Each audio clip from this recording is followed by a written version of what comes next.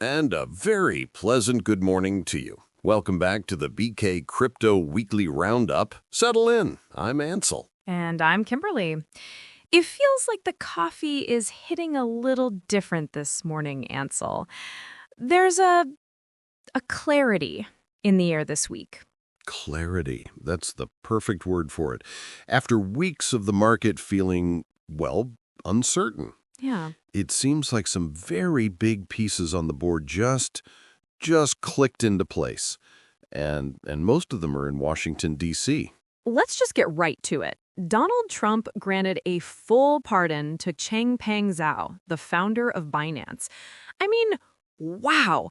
CZ is out, a free man, and his first message back was a promise to help make America the capital of crypto. That is not a subtle move. It's a tectonic shift in tone from an administration that was seen as, actively hostile to the space. Right. To one that's rolling out the welcome mat. And it's more than just symbolic, though, isn't it? Yeah. They're actually putting people in power who get it. Exactly. So Trump nominated Michael Selig to be the new chairman of the CFTC. That's the Commodity Futures Trading Commission. Okay. The agency that regulates assets like gold, oil, and, of course, a growing slice of crypto. And Selig isn't a skeptic. No. He's a known expert from the SEC's own crypto task force.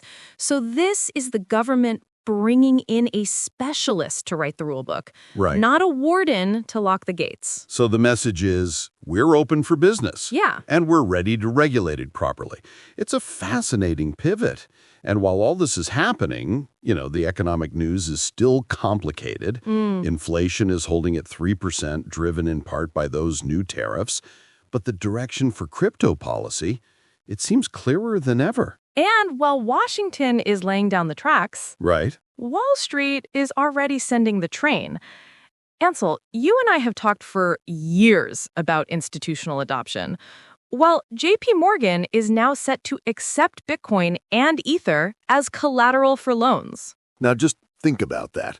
Remember when the CEO, Jamie Dimon, was calling Bitcoin a fraud? Yeah. And now his bank will let you secure a loan with it. Wow. The same way you'd use your house for a mortgage. If that isn't a sign that the old guard has come around, I don't know what is. The doors are just swinging wide open. Over in the United Kingdom, regulators ended a 3-year ban on retail crypto products. So now, giants like BlackRock have their Bitcoin ETPs listed on the London Stock Exchange. And for anyone listening, an ETP, an exchange-traded product, it's just a simple way to get exposure to an asset like Bitcoin through your normal stock brokerage account. It's making crypto accessible. It's making it normal. But let's not get ahead of ourselves. For every step towards mainstream maturity, Right.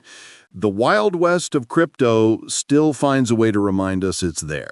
And you're talking about the Melania coin, a meme coin named after the former First Lady. The creators are now facing a lawsuit for allegedly running a classic pump and dump. And for our listeners, a pump and dump is one of the oldest tricks in the book. A group of insiders hype up a worthless asset, convince the public to buy in and drive up the price. That's the pump. Yeah. Then the insiders sell all their holdings at the peak. That's the dump, making a fortune and leaving everyone else holding the bag. It's a cautionary tale.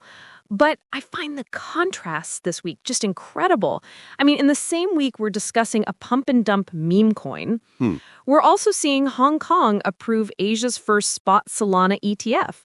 And we're reading reports that Russia has officially backed using crypto for cross-border trade to navigate sanctions. And that's the perfect snapshot of crypto in 2025.